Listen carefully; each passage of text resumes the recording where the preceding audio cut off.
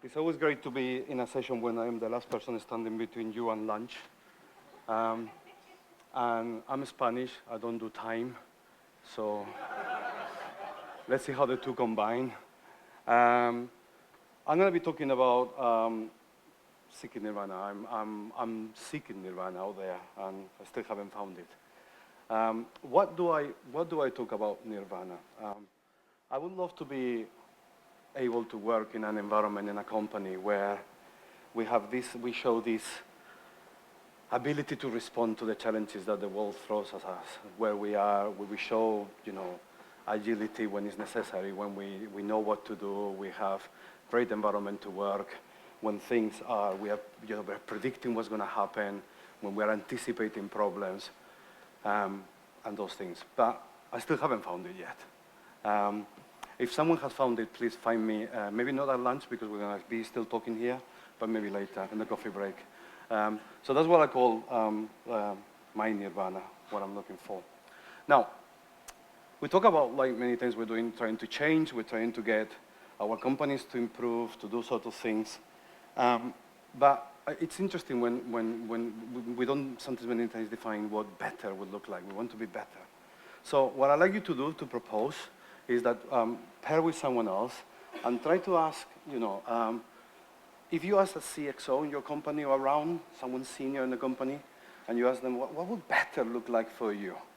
Try to see what sort of like 3 key things they will tell you, okay? I'm gonna give you about a minute to do this.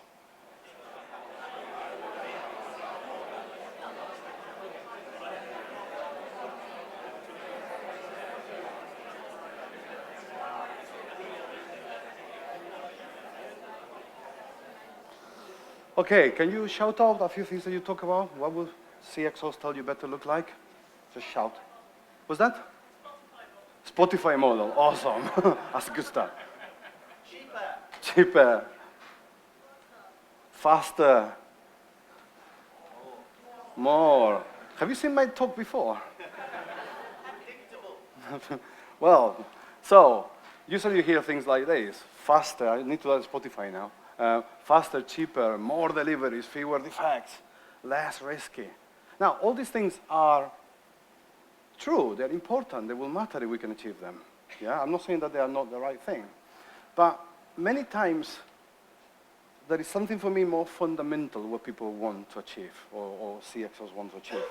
And to me, that I can say that what really, really want most of the time is to be more predictable. And as predictability, it's what enables these other things as well. So many times predictability, I associate it to the idea of being able to trust the system, the way we work. When people ask us questions that are never going to go, like when will it be done? We can answer those questions in a more or less predictable way.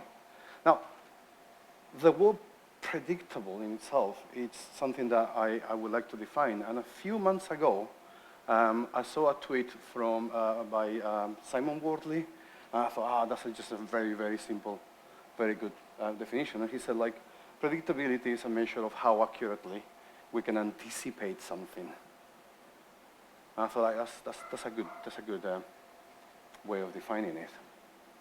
Now, in that sentence, there is a word which I would like to highlight, and it's that word there.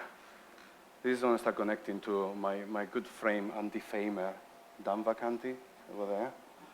Thank you. So, measure. Now, I put the word measure. We're going to talk about things like how do we measure, what do we metric, what metrics do we use, and stuff like that. And maybe some of you are thinking like, what are we going to do? Are we going to start talking about data and stuff like that? Or maybe, hopefully, most of you are feeling like, ooh, where are we going? Let's be curious. I want to keep it in this way, hopefully, okay? So, if we're going to look in this, before I'm going to make this quick thing, many times when we do Agile, we have and we talk about business agility, we focus very much on team level. And making team level better matters, but Klaus is in a very, very strong statement, says like, teams that have nothing to do with business agility. Many times business agility is about what happens between the teams at a different scale, not just at the team level, okay? So I'll come back to this later on in the thing. Now, if we're looking at measuring and things like that, we have 3 core flow metrics that we could use. One of them, I call it elapsed time. I'm tired of, so just to create more confusion, it's like lead time, cycle time. I like the idea of saying like elapsed time.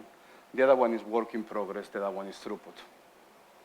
How many of you use these metrics on a regular basis? Good, quite a few hands, that's good.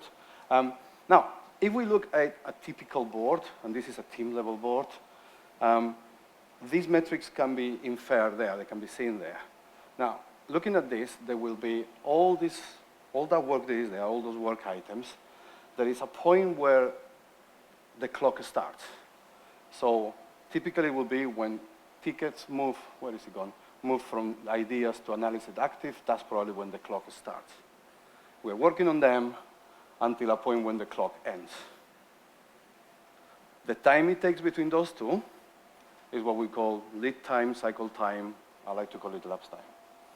Now, all the work that is before the clock starts is just work that has not started. And all the work that is after the clock stops is work that has finished. So in between those 2 points is the work that has started and not finished. That's what we call the work in progress. Okay? And the last one, throughput, it's the rate at which tickets go through that line here. So what is the rate of tickets going, or work items going through that?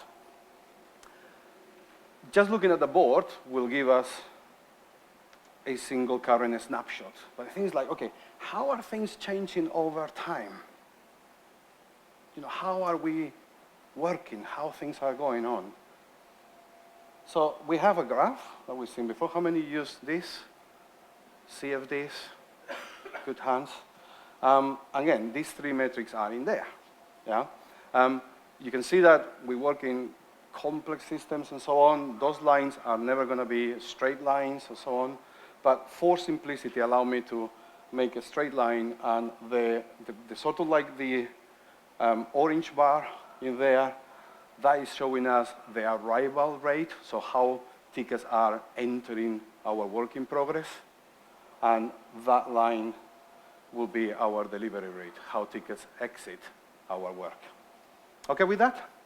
So it's never going to be straight lines like that in the kind of work that we do, but for simplicity, I'm just going to remove the image behind.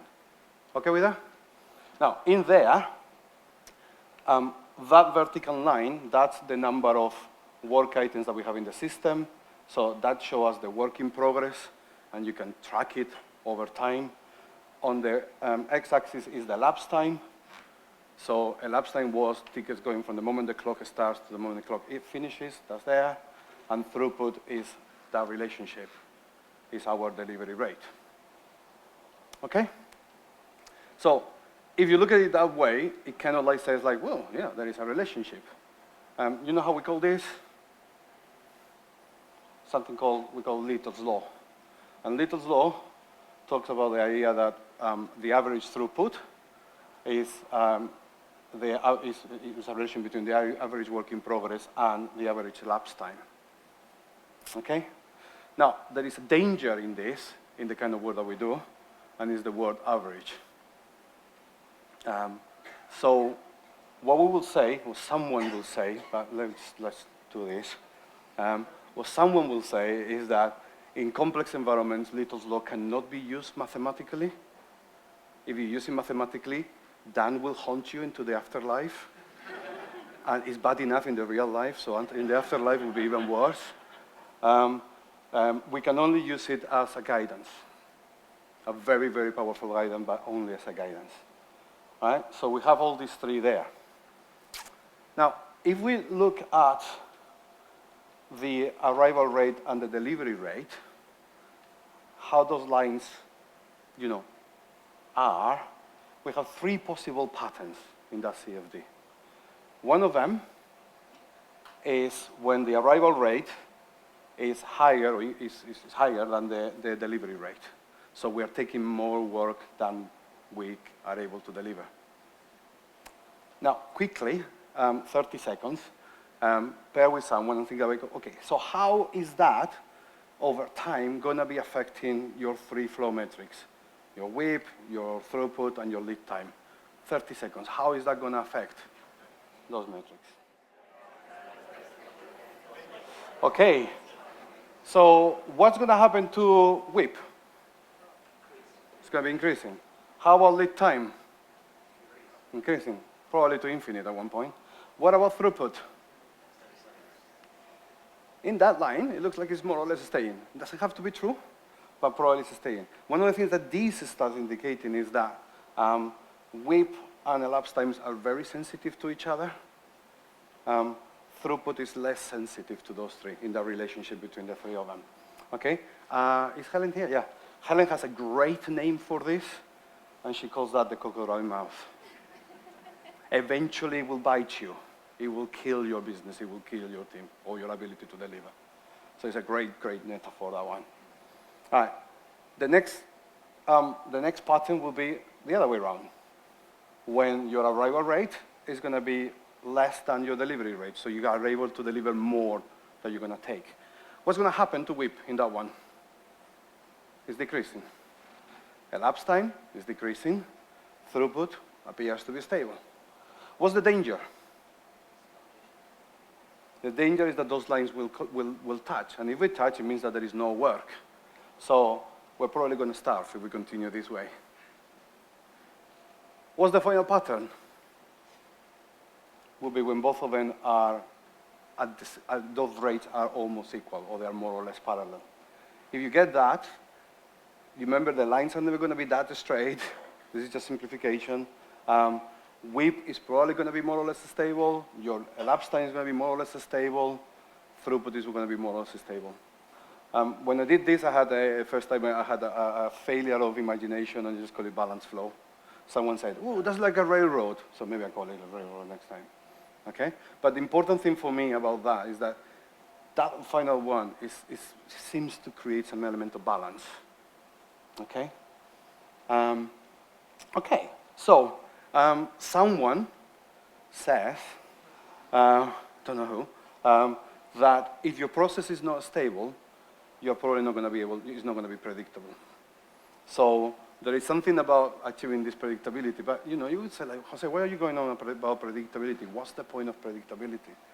I'll go about it, and I said at the beginning, for me, predictability can help us, even in our own environments, to engender trust.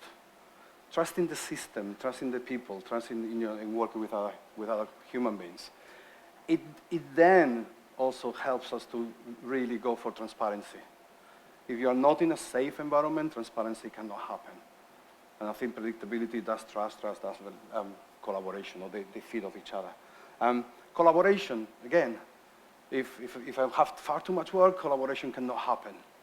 If things are not predictable, I might have to start not collaborating, not being transparent, not being helpful. It leads towards happier teams, and I think it leads as well towards satisfied customers. Yeah? And predictability for me is not about being extremely precise. It's just this idea of being able to anticipate things happening. Okay? So if those things are useful, then I think trying to seek some element of predictability will be good. So assuming that that's it, which option do you think would be better for predictability? Who thinks A? No one. Who thinks B? Who thinks C? Good, thank you.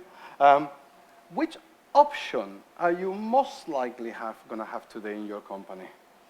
Who thinks C? No one. Who thinks B? Few of you, maybe, okay. Who thinks A? Most of us. We are obsessed with more. Give me more, start more. The more I give you, the more you deliver. And that's killing us. That's absolutely killing us in many businesses.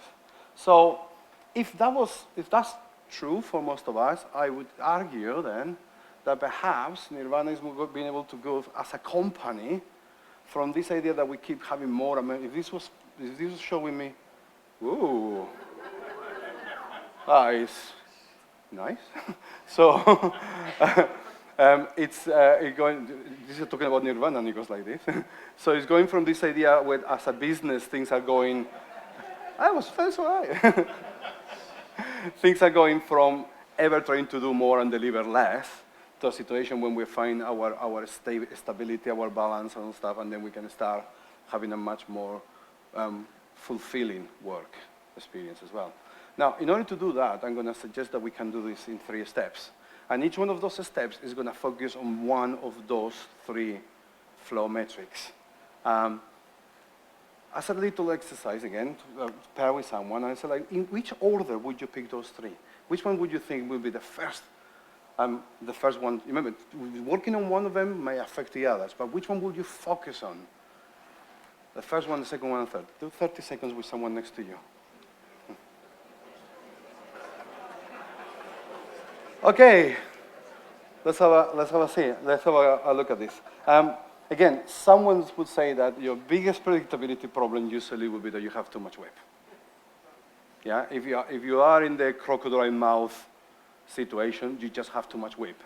So how do we go about it? You probably start with this, yeah? What's the first thing I will do? I will say, don't make it worse. So straight away, we went from A to C, so from the crocodile mouth to this parallel. You can go and say that just make it parallel straight away. Step 1. So try to create some element of stability. That you may still have too much work, but at least they are not making the situation worse. So in order to do that, what we're focusing on is the key metric will be work in progress. Don't make it worse than it is, okay? So that's going to mean that all our interventions are going to be on that line, on that entry point, yeah? We're not going to focus on how we do the work. It's like, at least say, like, look, let's not make this tsunami worse than it is today, okay? So that's going to be the sort of like interventions we're going to have. The outcomes that we're going to look, I'm going to have an idea of getting more sustainability. That's one of the key Kanban agendas. And I think this is a very people-centric way of starting to look and say, like, don't making things work for the human beings working in our team. Yeah, I don't use the word resources. Okay, that for me that's a very people-centric start. Okay, experiments that you could run. Well, I will try things about make sure that you're visualizing all the work, that there is no invisible work, there is no hidden work, and I will try things perhaps like have a policy to say, look, one out, one in. So before you can, the stop, starting, and start finishing that we have. So if you want, when one thing goes out, then something come in. Or maybe have something like a comb whip, which is like constant whip. Yeah. So you are not making more work. Okay. So that's step 1, making those lines parallel straight away. We are there. Then what step 2 will be? The reality could be that this is still too much work. We were in the crocodile, we might have still, 100 projects going on for a team of 20 people. I've seen that, yeah? So what we need to do next is say, okay, just start making things a little bit narrower. Let's start making a little bit more sensible and realistic, and start understanding what is our true capacity for doing work, okay? So in this one, what we're going to be looking is probably starting to improve our process. The kind of interventions that we're going to do is about elapsed time, and the kind of intervention we're going to do is in the system, yeah, between the work has started and the work has finished. So it's about our workflow, our policies, trying to remove the waste, the waiting times, everything that adds time, and many times it's not adding any value, okay? The sort of outcomes I think we will get out of this will be that we will have faster delivery. That's one of the things that people wanted to do. And we probably have a more efficient process. And the sort of experiments that I will try, interestingly, how do I make those lines narrower? Is by lowering the WIP. Yeah? So WIP directly influences elapsed time, so yeah, have less work. Look at aging metrics. Aging metrics are awesome. Is the colorful graph that Pratik showed you in the talk. Look at things like readiness criteria, ensuring that we're doing things well, that we are ready to do the work. Look at waste reduction. Okay? These are your experiments that you could try. So if that's the case, then we are in this situation. We have a narrow, stable, smooth way of working here. What would be the third step? Something about throughput. So it's make those lines steeper. So in this case, we want to look about how can we improve our capability. The throughput, the delivery rate, is an indication of our capability. What can we deliver? So we can improve the capability. It's all about throughput. There we can start looking at things like, what tools and technologies we use. What capacity do we have? Yeah? Can we add more teams? Can we add more whatever it is? Yeah? So the outcomes that you're going to be looking at is potentially we're going to be having more deliveries. We might also increase customer satisfaction. We should increase customer satisfaction. So experiments that we could do, process automation, we can do look at things, technical debt reduction, new technology, new tech, new tools, perhaps scaling, perhaps. I'm not a fan of scaling, but perhaps scaling. The thing I've seen many times is that many companies, we go straight to throughput. Deliver me more. And we start trying to scaling before we nail our work. So the only thing what we are scaling many times is scaling our dysfunctions. And we scale the dysfunctions exponentially. We are just not ready for scaling. We are not ready to try to deliver more. And companies, unfortunately, don't have enough patience or clarity, so they go straight for throughput. And I find that problematic. Okay with that? So this is where, bringing back Klaus's quote, this kind of thing makes doing this kind of thing at team level, great. Doing these things at an organizational level is epic, would be epic. We can make a much bigger impact than just at team level. Because at the end of the day, our organization is this ecosystem of interconnected, interdependent groups on services and so on. So it really makes sense to me a lot about this organizational level. And when you look at this over time, this is going to be Nirvana, if this was the CFD of my organization, not just the team, like something bigger, yeah, I would like to see something like this over time, yeah? Where initially you probably will see that the organization has a lot of work and it keeps adding. Eventually we parallelize that, then we start reducing it so that we narrow it, and eventually we can think about increasing it. Now how long each one of those phases will take, I don't know. Depends on your company. Yeah? Sometimes you will find an incredible amount of resistance here. The idea that, what do you mean, like I'm going to do less? So there is sometimes a lot of resistance there. Sometimes there isn't. Yeah? What I'm saying that I'm seeking Nirvana as well, I have not managed to be in one company that I have seen this journey completely done. I love to be able to experience that. But the thing about that is that you're looking at it as a business. That board will be representing probably months or years. Probably. And that also requires deliberate, intentional, conscious, patient change, which all these things many times are lacking in our business. We are really impatient. We're going straight away to step 3, give me more. Okay? So what I would then say is remember what phase you are in, maintain focus, maintain patience, be relentless, continue doing it. And hopefully, maybe over time we discover that for us it might be something else. But this is my current thinking. So as a recap, I'm doing really well for a Spanish person. I must be hungry. Avoid the crocs. That's both in the CFDs and the shoes, but that's okay. Avoid the crocodiles. Flow metrics are our friends. It's not a management tool. It's not something to, to steer people, to micromanage. Actually, flow metrics are a great enabler for us as a team. They're a great enabler for self-organization, where we can make informed decisions. That's connecting to what Patrick and Dan were saying.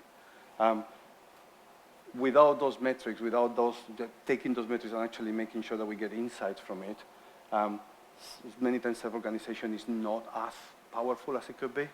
When I see metrics being done properly, I can see really powerful self-organization happening. It's not just about the teams. This is corporate sport. One of the things that many times is frustrating to see is like, oh, we want to do Agile, whatever, but it's just for the teams. It's not for me. Yeah, it's for all of us. We are all needing it in companies. In the right place of the company, going to what Simon was saying as well. Yeah, I think predictability enables trust and focus on the right metric. Now, if you are curious to find out more, the 4 books that inspire me, particularly the ones on the right, are Klaus Leopold's Practical Kanban and Everything in Agile. But also, Dan's books are pretty spectacular. A lot of the talk is inspired by Dan's work. So, Actionable Agile Metrics and When Will It Be Done? I fully recommend that you read those books. If you're interested in this talk, it's available. You can either scan it or the bit.ly. And I would just like to say thank you very much. I hope you find it useful, and perhaps it's lunch. Thank you.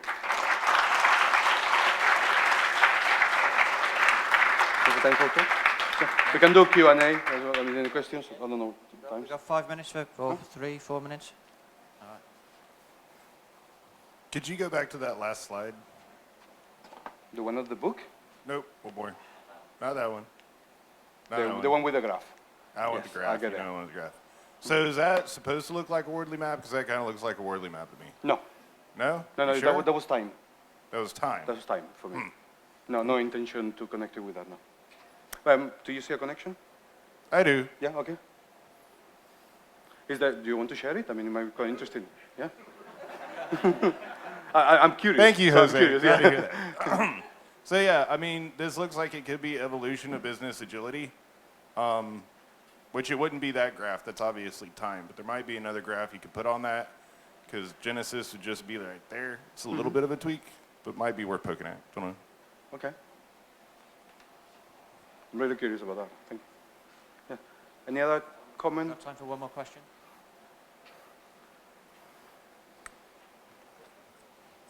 I think probably the answer is yes, but I guess if the customer doesn't care about throughput or it's not important to them, i.e. maybe you're working on something that's going to be decommissioned, or they're saying you're already changing stuff too fast for us, then you don't want to do that. You just treat this as the measure, but you say, let's just keep it stable. Yeah, I mean, it's going to be, I'm going to get certified again, so it depends. So it's going to be contextual, yeah? I think most of companies, this idea of trying to do more, I can see the genuine intention for that. It's just like, so you might still try to deliver more. What product you are working on, it might be more relevant, more pressing or not. So yeah, it will be it's contextual, yeah? But I can see also that once we clear the mess that we have created, then increasing our ability to deliver more does happen or should happen. Okay, and it just doesn't happen. It's not just at the end. Okay, by being in the previous phases, you also can see improvements in throughput. Those 3 things are connected, so they react to each other in some ways. So it can happen as well. Yeah? But it's very contextual, of course. Yeah, great question. Thank you. Another question, or is it lunch? No, I think let's break for lunch now. Thank you very much. That's good. Thank you, Jose. Thank you.